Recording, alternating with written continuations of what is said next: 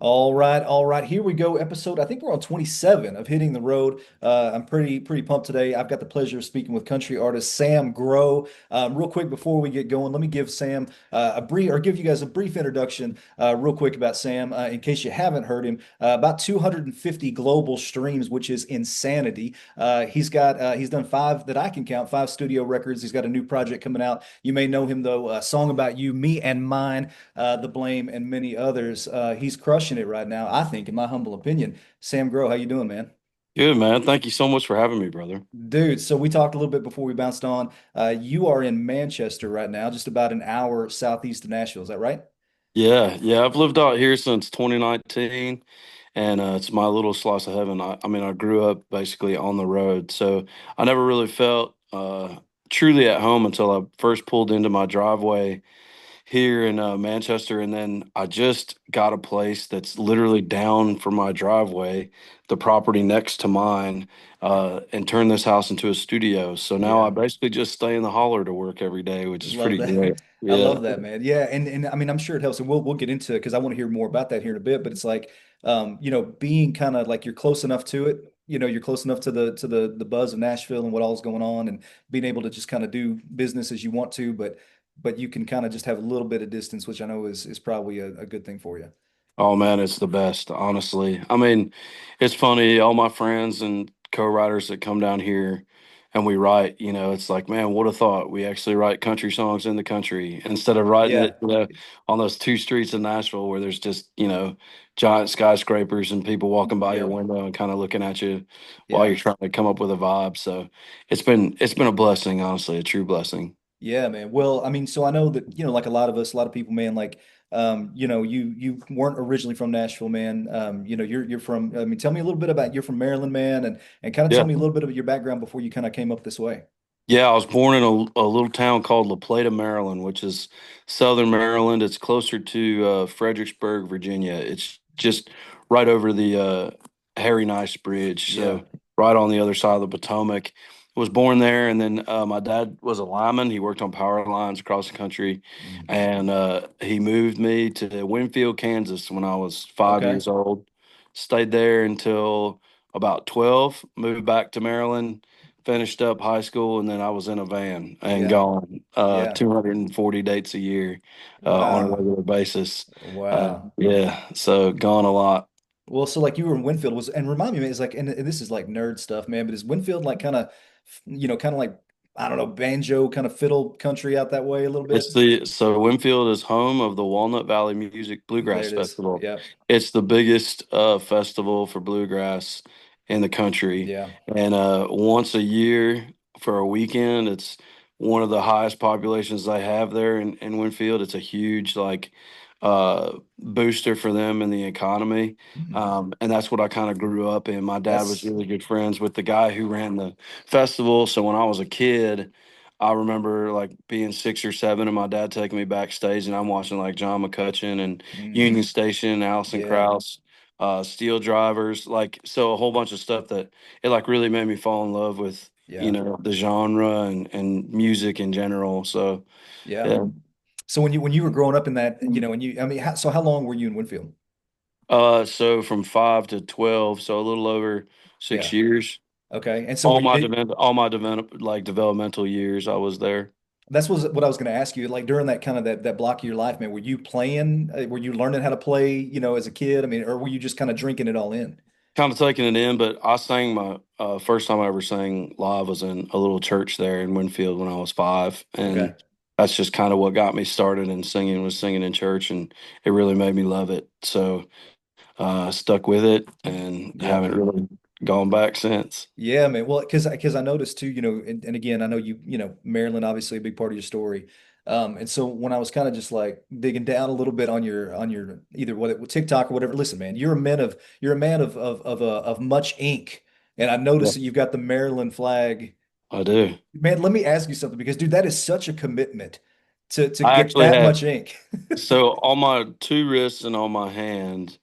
Um, I have, well, my two hands and on my wrist, all the places that have kind of created my foundation. Yeah. So on my right arm, on my wrist, I have a Maryland tattoo.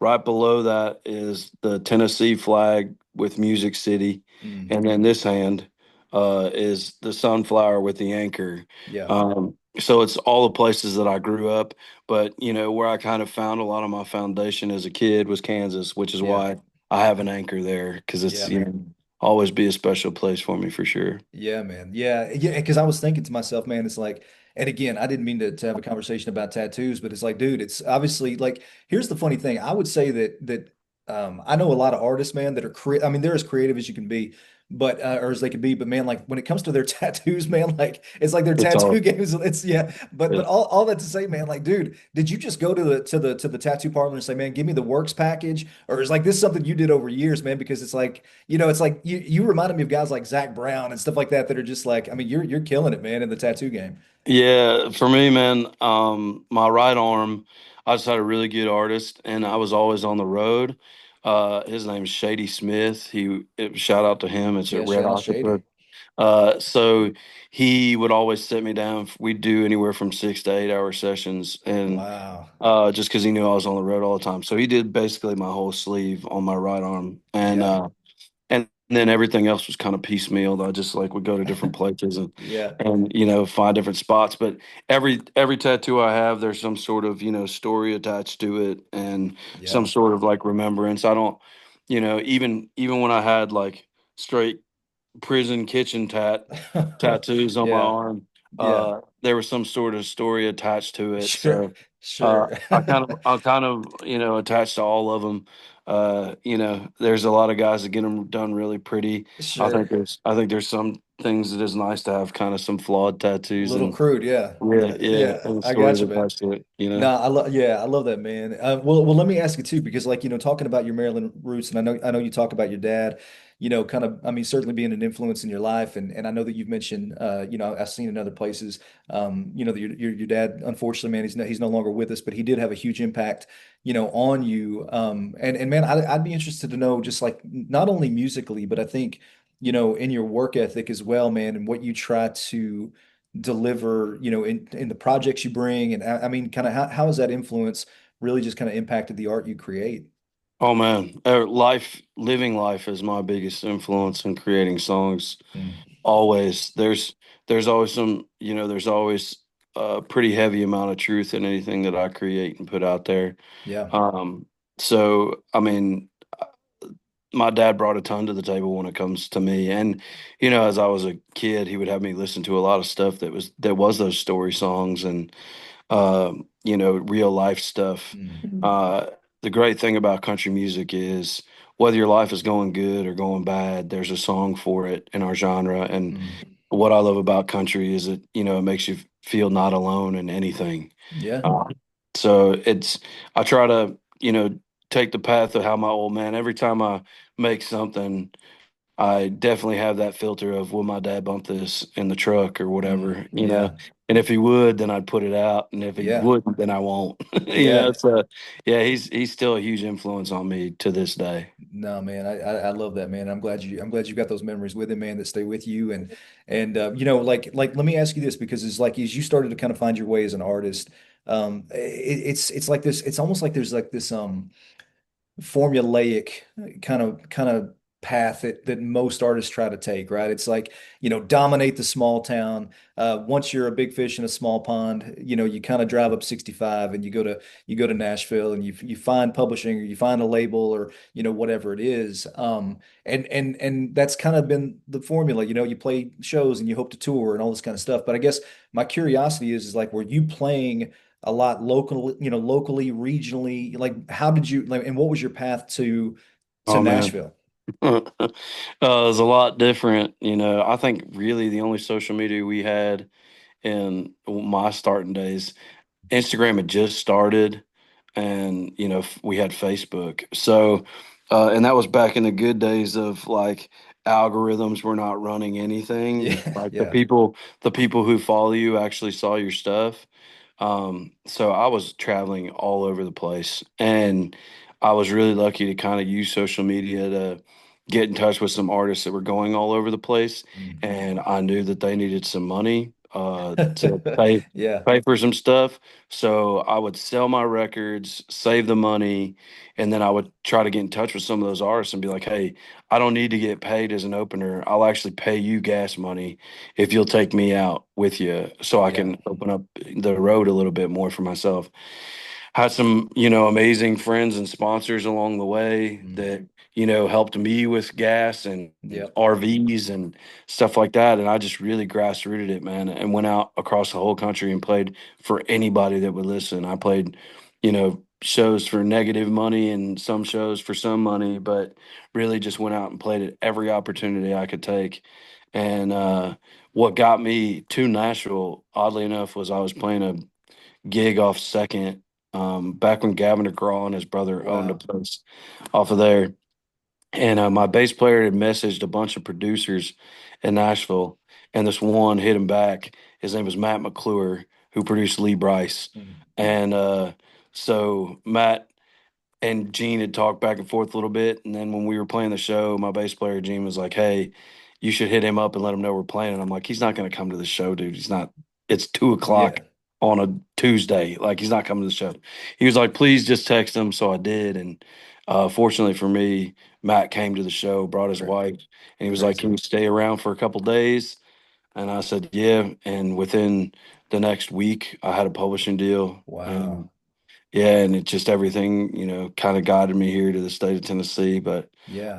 I definitely had all. I didn't even know you got paid as a songwriter when I first came here. I was Sure. like, when they first offered me money to write songs, I was like, "I'll take it." And Yeah. Matt was like, "No, Yeah. dude. Like, let me work you out a deal. Let's see if we can get a better deal." And I'm like, "Dude, I already write these songs for free in my van, dude. Like, Yeah. like if you Yeah. want to, if you want to get me paid." And he's like, "No, let's figure it out." So I'm Sure. grateful for him. And then rest in peace, Kyle Jacobs was a big part of the reason why I was in town too.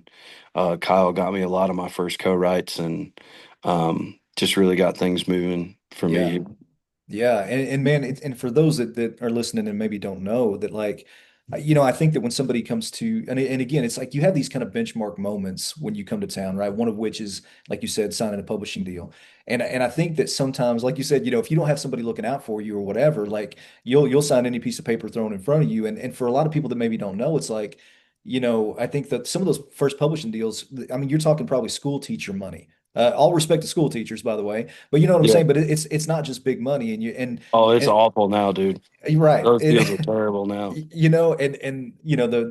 the funny thing is like what they don't tell you is they're probably going to back out a lot of those if you do demos and all. What I'm saying? Like so there's a lot that. But like you said, as a young artist, you're probably like, yes and amen. Let me sign. Where do I sign? Like you said, I'm writing songs everywhere I go. But I think too, I'm just kind of curious too. So like when because you were with Average Joe's for a while, and you made I mean a good handful of records with them. I mean, so did they approach you? Did you approach them? And like tell me about that relationship. Yeah, oddly enough, I'd recorded this record in my then house in Franklin, Okay. Tennessee. I basically moved all my furniture out of the house and turned my house into a studio and recorded this record independently. And Montgomery Gentry had put out a record at the same time. And Forrest Lotta, who's now Mhm. the president of Average Joe's. Oh, there you go. He was looking at the charts, watching my record, and seeing that I was doing some sales, and then eventually my sales were doing better than the records he was putting out. So Forrest kind of got in touch with Colt, and Colt invited me to play a show. I played a show. Colt came out and watched it, and invited me back on the bus afterwards, and was like, "I want to sign you." He's like, Uh-huh. I know you don't like record companies. So what do I need Yeah. to do to make you like me?" Yeah. And I was like, "Man, honestly, I kind of laid it out for him and how ownership was important for me Yeah. and creative control was important for me. And Colt being just such a awesome person, man, he was like, "Well, write out all your points, however you want it, and I'll Wow. sign the deal." Wow. And so he did, and I got kind of a dream record deal scenario. Yeah. My first record, dude, Colt and Force just gave me a check, let me record in a studio with my then live band, Wow. do whatever I want. and then the record went number one on iTunes, and it did really, really well. Sold a lot Yeah. of records, and then Colt was like, "Okay, now you can see that you can trust me. Yeah. Like, can I be involved? Can me and Noah be a part of this next project? Couple songs? Can we just do a couple Yeah. songs?" And I was like, "Sure, man." Well, the first song that they did on me was "Song About You," and it Oh wow. completely changed my Yeah. whole game. So then it just moved forward, and it was a great relationship. It's something I'll Sure. never take for granted. And it was awesome. You Well, know. do you remember, man? Like, do you remember what those bullet points were that you wanted to write down? Oh yeah. I wanted at least 50% retainer and ownership of my master. I wanted recoupable to be dollar for dollar. Yeah. So if I was spending 50 cents on my recoupable, they were spending 50 cents on the recoupable. Mm. If I was making 50 cents, they were making 50 cents. Yeah. So it was completely even It's a partnership. partnership. Yeah. Yeah, they let me have complete creative control when it came to my content and when it came to whatever was being released. They let me have complete creative control of my cadence on how I put songs out Mm. and how I wanted to map things out. Um, it was just a real, true, down the middle Yeah. thing. And then, of course, they paid for my records. I didn't pay for my record. And Yeah. yeah, Yeah. Woo, yeah, man, yeah. it's and that's something else to man, that's such a good point that you bring up, dude, because I know so many artists that get stuck in crummy deals, man. And it sounds like a good, but they're, I mean, dude, they don't make any real money on those first or second records, and it's like it's just kind of a shoddy deal, but was that first deal, was that like was it a just kind of a one record deal with a second record option? No. What did that look like? It was 3 years or 3 albums Okay. firm with 2 album option. And obviously after so I recouped my entire record deal in an Yeah. album and single. Okay. So obviously Yeah. they were Let's not go. gonna let me, they weren't gonna Yeah. let me go Yeah. on my last Yeah. 2 records. Yeah. So it ended up being the full term deal with them, which I like I said, I'm grateful for that Of relationship. course. So I'm thankful for the 5 albums. I'll always be proud of what we created over there at Average Joe's. Yeah. But when the time came for me to, either stay on a deal or go back independent, I chose independent. Just Yeah. 'cause, I do have a little bit of that in me where, I like to kind of do things where however I want to do things, and Yeah. because of the great success that Average Joe's helped me succeed on Mm. those albums, I had the freedom to be able to do, my own records and build a studio here and, Sure. make my records close to my kids. So, Sure. And man, and that's the thing. It's like, you've got, I mean, last I looked, I mean, you've got, right around 300,000 monthly streamers on, like on Spotify alone, that kind of thing. So it's like, as you built this thing out, I know a lot of artists, man, when they build those things out and the metrics and the numbers and stuff like that, man, I've kind of mentioned it before, but it's kind of empty calories for some. It doesn't necessarily translate.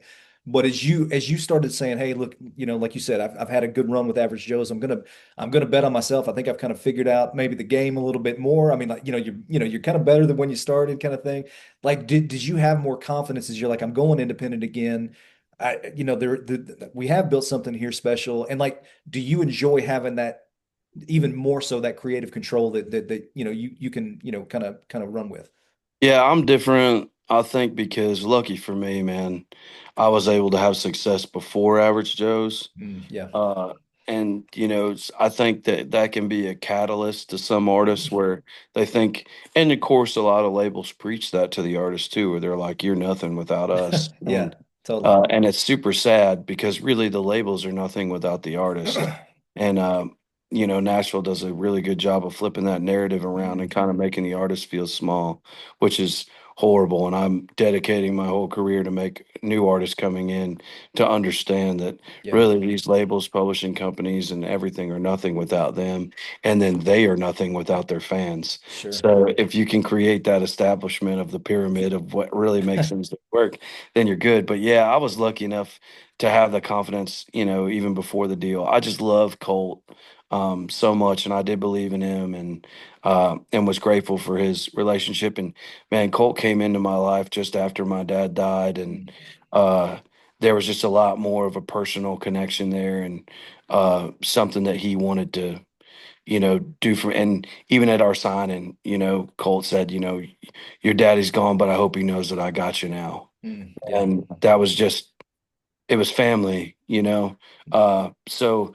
I'm grateful for that experience. But yeah, I didn't really stumble on the moving to Independence just because what kind of got me moving into Nashville and all that is I had the amazing John Marks at the Mm. time really championed me on a lot of things, and I knew what the capabilities of it is independently, and financially what it is independently. Yeah. And I think that again, it's a narrative in this town that's kind of crazy to me that the labels don't really no label in town is going to tell a kid, especially when they're streaming well, hey, you're already rich. You Yeah. just have to wait a few months. Right. They're going to Right. do everything they can to buy into the masters and kind of lock their claws into them and mess them up. So yeah, if anybody's watching this that is an artist, man, stay as much independent as you can. And if you Whew. can't afford your records, uh, dope. There's a lot of awesome major independent labels in town that will help you pay for your records, Yeah. and they'll do an honest split, and they'll let you do a 3 album deal instead of a 7 album deal. And Mm. well, and it is true, where you can write the correct cadence inside of your contract and make sure that you're not getting slowed up or putting on a shelf or anything like that. So any artist watching this right now, man, Yeah. try to stay as independent as much as you can. If they got, you know, if you have the option, give them 49% and you take 51, Yeah, yeah, yeah. Well, man, that's such a good word, man, and it's something that I can tell you're super passionate about, and that's going to kind of lead me down, kind of what I want to speak about next, man. What's like, tell me about Grow House Music, man. Like, tell me about like for those that maybe even don't know in town or like what is Grow House? Yeah, so Grow House is a creative space for artists that are looking to have something different in options rather than the standard deal. Grow House, you can come here to write, you can come here to make records, and come here to learn and understand the importance of ownership as an artist. And I've been lucky enough to produce a lot of records. I've been lucky enough to be a partner and label a major independent label, and kind of understand the workings of all of it through and through. And what it comes down to the most is uh, artists that are coming into town, their options of a safe place is very, very small. Mm. There's not a lot of places that they can go to understand a deal fully and have someone be honest in the transaction. And whenever they're making music and masters themselves, there is not a lot of places you can go to make a really good sounding record and not pay way higher than what you need, and it's a it's a building block process. And if you're an artist that has, 10,000 monthly listeners, if you're doing 1 million streams on a song, Spotify is going to pay you $3,100. So if you're cutting a standard record in Nashville right now, you're probably spending anywhere from 23 to $2,600 per side, Yeah, yeah. which means you're going to have to get those million streams to at least get into a place where you're back into the black Hmm. on the single. And that's if you're not doing outside mix and master. That's if you find some dope producer that's willing to, do that. There is one other studio that I know of, which I will shout him out, Grady Saxman, who does it for about $1,500 a track, which is unbelievable and great pricing. And Grady's pretty stickler on making sure that he can make the songs affordable. Hmm. Um, but that's what I wanted to do here. I wanted to give a place for people who, need a place to write or need a place to create or need a place to record, give them the best path that they can take to staying fully independent on full ownership. I'm $1,300 a song, mix, Wow. master, recorded, and that's with a session player. Like that's the whole deal is 1,300 bucks. Um, and that I think gives the best chance for an artist to try to stay fully independent than, have to go sign some deals with the devil. And that's kind of what Grow House is about. And even the educational part. Like I'm here every day and all the time. So when artists call and ask questions, I want to tell them every mistake that I've ever made in my career and then hopefully make sure that they don't have to do the same. Right. Well, man, and that's incredible, man. And so as really building out that part. I mean, very, by the way, if I may, very entrepreneurial of you, man. I mean, and because again, I know that there's that tension of just like, man, I want to do right by the artist, but at the same time, you're creating something yourself, right? And so, in that, man, like, building out a creative house. I mean, you've got just about everything that they would need, that an artist would need to come and put together and really create something hopefully magical, right? But I guess my curiosity is, with something like that, like for you and your creative process, is that like, are you, is that, home base for everything that you do? And are you inviting people out, or are people just kind of organically finding you?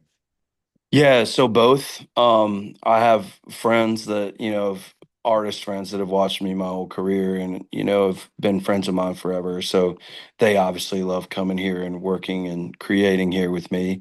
But yeah, there's a ton of artists that have reached out through Instagram and stuff like that and have come here and done writing camps and Yeah. cut demos here and cut sides and songs. And I think the other thing that they notice that is important to them is my last six singles were cut here. So Okay. it's not just something that I'm doing for someone else. I'm using it for my own career.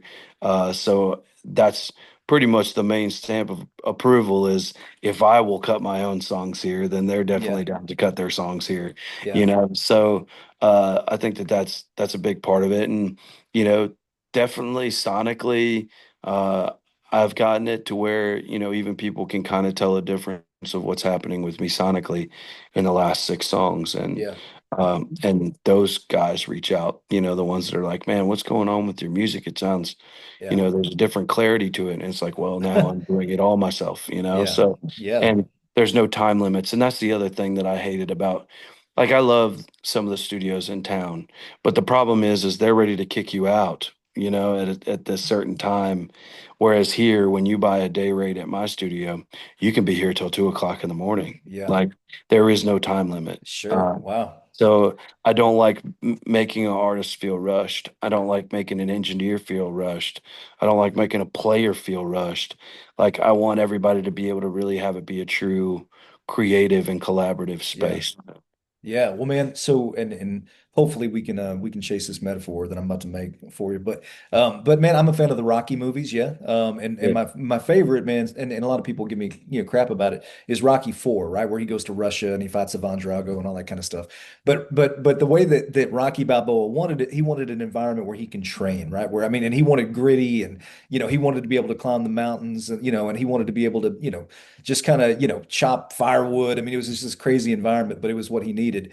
And man, for artists, man, like environment is so important, right? Like environment is just such a big deal. I remember, man, there was a producer that I knew in town, and people just kind of stopped coming to him because they were like, man, this just it doesn't feel like a creative, collaborative space. And he was like, what do you want me to do? Do you want me to throw like a lava lamp, or like a a beanbag chair? Like, what are we needing? And they're like, it's just a vibe, man. And so I guess my curiosity to you, man, is like, as people kind of need what they need to kind of create what they want to create, and just build out those muscles or whatever you want to call it, like what are you guys doing that you feel like, and again, and I'm not even talking about aesthetic, but what are you guys doing to build out that creative space? Oh, the aesthetic here, man, is some of my favorite. My wife is really, really good with, she was a project manager and designer forever. So she's really good at leaning into what the building wants to say. And when Yeah. we walked into this place, it was built in the 80s and it's got like this cool plush carpet. And we could have came in here and ripped up stuff and done all that.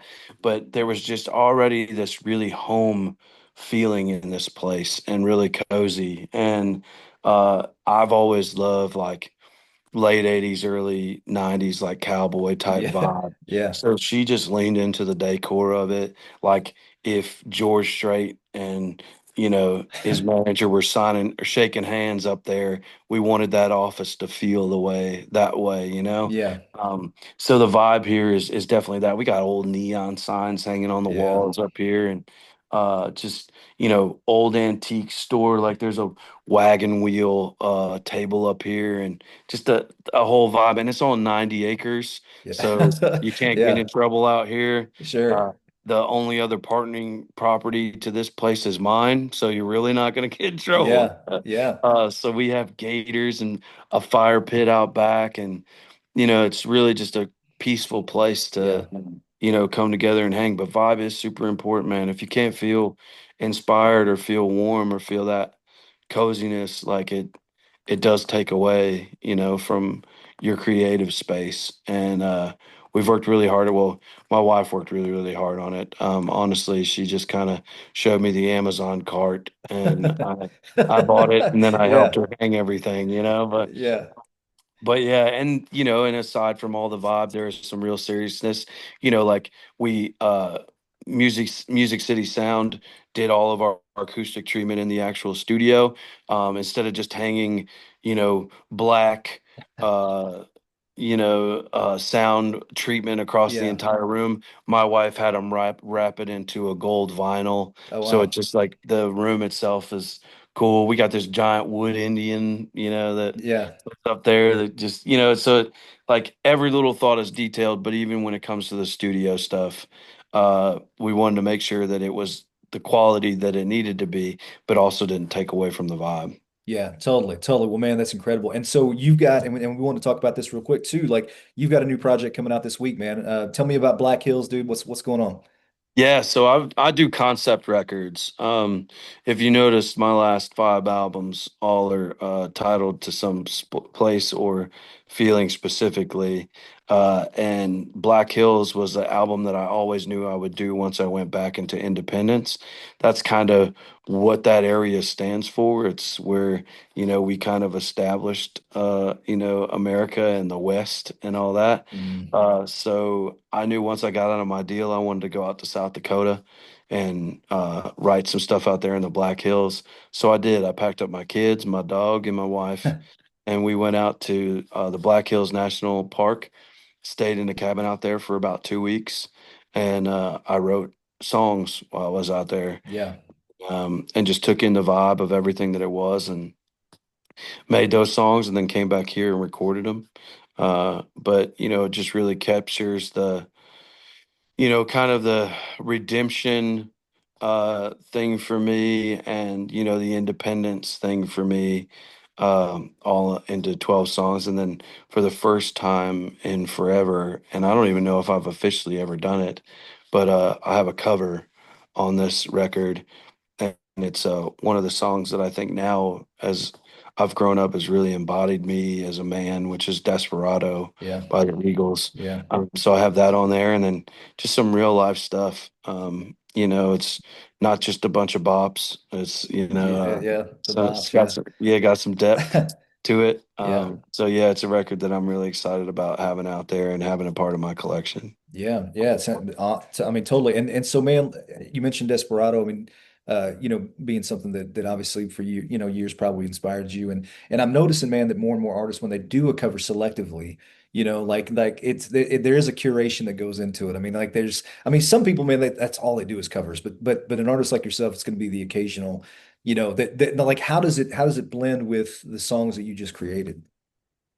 So for me, it was, um, I'd had a life on the road ever since I was 17. Mm. Um, and that life on the road has definitely sacrificed a lot of spiritual and personal Whew. things Yeah. for me. And all that changed. Yesterday, I've been married to my wife for 3 years Okay. yesterday.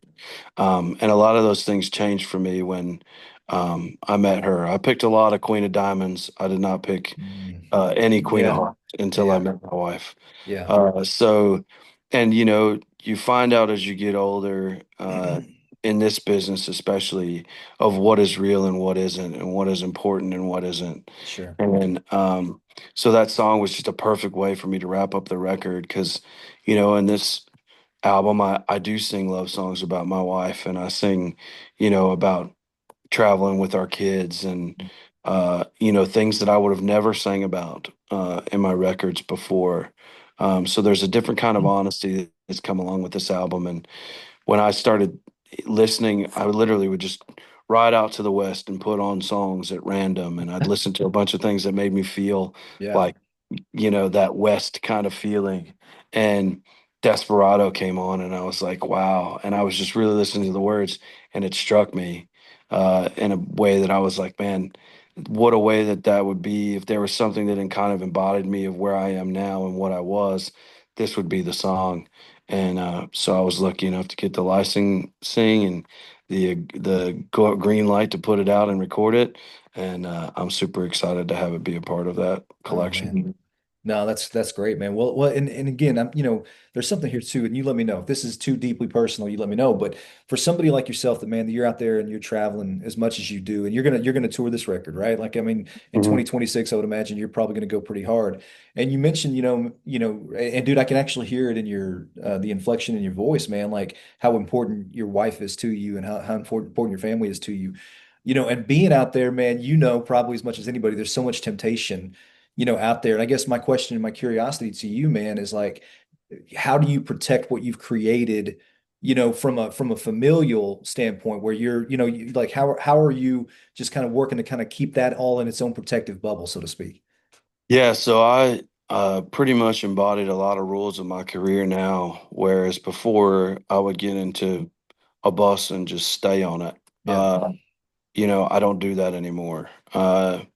I schedule out my shows in a way to where I can come back to my family and make sure that my son knows who I am when I walk in the door. Totally. Yeah. So it's a change in the pace of how I used to do things. I tour the fourth quarter and the first quarter every year, and what I get in there is what I get in there.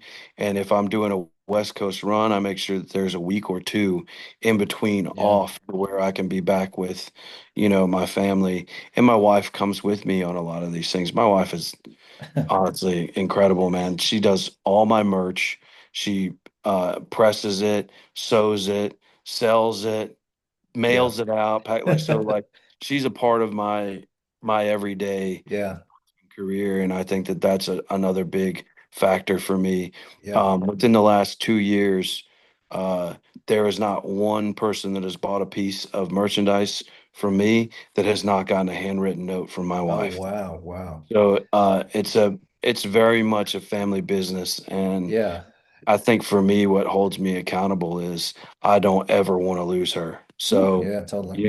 that's the difference. And to the girls I dated in the past, I do feel bad now knowing that I even mentioned the word love in the Sure. relationship that I have now. But I do hope for all of them that they find what I found because they will have no Yeah. resentment towards me whatsoever Yeah. if they find what I found. So Sure. so I think that that's the difference is when it's real, it's real. And honestly, Nate, my wife was the first one that came in, saw every single one of my flaws, and her response to him was, I'm not going anywhere. Yeah. I'm going to stay here with you in all of it.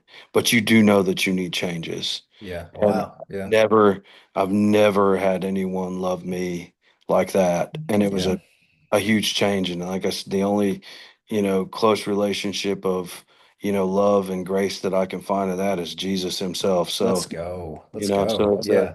and my wife brought me closer to that too. Sure. So that's my, that's my new, mantra really is, I try to live my life as close as I can to, Yeah. you know, ultimate perfection, which was Jesus. And then I really try not to live my life like I used to because I don't want to lose my wife. I love her more Sure. than anything.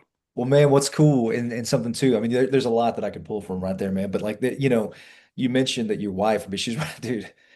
It's just next level. I mean, people are, she's writing a handwritten note to people, thanking them for buying the merch. I mean, that's just next level, just kind of kindness and courtesy, dude, and gratitude. And you kind of mentioned, and it really reminds me too of like even you talking about your early, record deals and stuff like that. Just that partnership, and it's like that partnership that we have with our spouses. If you're fortunate enough to have one at this point, man, that partnership is just something like it's something that we'll probably never experience,